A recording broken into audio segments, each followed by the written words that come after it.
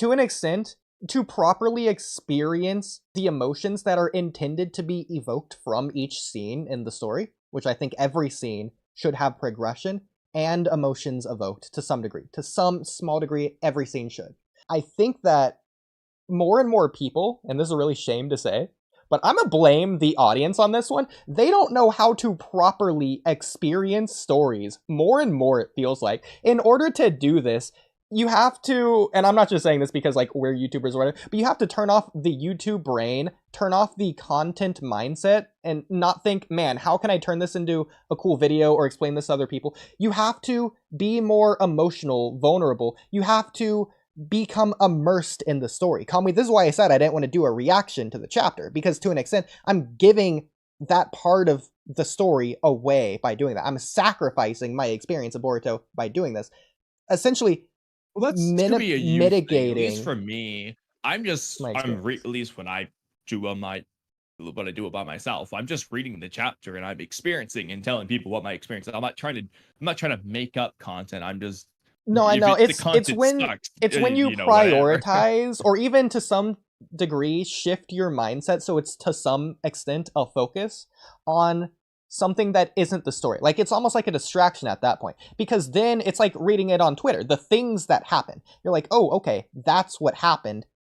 Moving forward, rather than the emotions of the scene. Like if I saw on Twitter the spoilers for, I don't know what chapters, I'll say chapter 33, I don't know, where Naruto hugs Kawaki in Ino's shop when he's having the trauma moment. Okay, I just read the words Naruto hugs Kawaki. That doesn't mean anything to me unless I not see it but experience it. The spoilers aren't going to do it. You have to be immersed, vulnerable, raw. You just have to open mind, go into it. I don't use with the story perspective.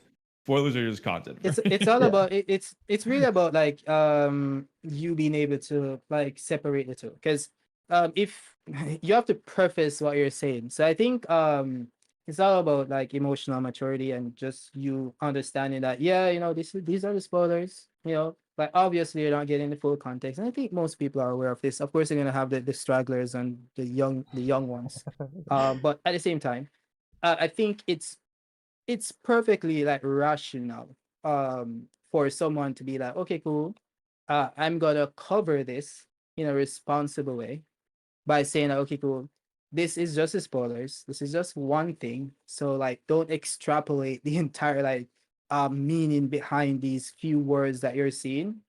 Just wait until you get the full context. But based on what we're seeing at this moment, this is what we can take from it. And then when you get the full chapter, you can go into the full details and break it down and stuff. So I think it comes down to that if you are a professional, you understand what you're doing, you know how to do those things. If you aren't, then it's just best you stay away from. That's fair. I think that's a good point. At least in my experience, like I get a lot of times when I do a chapter review versus spoiler review, at least for me, I'm getting a different takeaway in terms of what I'm even reviewing to an extent. A lot of times I'm reviewing the plot in the spoilers, whatever I got spoiled on, whereas in the review, a lot of times I personally am looking at the execution and emotion I get from actually going through the scene. So so I don't feel like it ruins that for me, because I still feel, I mean, there's a certain extent of just getting it all the problem is spoilers exist, and it is what it is at this point. If I never got the spoilers and I just read the chapter or just watched the anime episode, you might get a little bit of a different experience out of just getting it fresh, but I feel like that's just not really my reality right now, and so be it. But even then, I can reread or rewatch stuff I've already experienced and feel the same fucking way. Precisely. Okay? With Naruto all the time, even some of the older Boruto shit, I was just doing it the other day. And if that's the case, I don't see how a spoiler could ever ruin that for me, because I have rewatched plenty of Naruto stuff 500 times, and I feel the same way each time. Yeah, no matter even reading it, can bro, take like, that away from me, because you that's go back and you're reading it. It's the same thing. Yeah.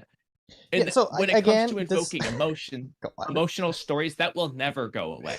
In terms of shock value, sure, you know what will happen, but you'll get the same feeling. That's another thing I wanted to. That's something I think Boruto lacks in Yeah. compared to Naruto. Once you know what happens, it sort of takes away. But that's why I prefaced it by saying this doesn't necessarily apply to YouTubers, even if I'm using terms like YouTube brain, because I don't know a better term. So I'm not saying this applies to us. I'm not saying this applies to us in particular regardless. I'm saying this applies to more and more audience members, because I feel like audience members have more and more distractions. If anything, media literacy is dead because of the amount of media and time people have to consume media is out there in the first place. If, okay, Boruto, it doesn't matter because I've seen 300 other stories this week, and so I know how every story ever can go, and so the emotional impact from a single story is just going to be less and less because I already can basically predict what's going to happen even.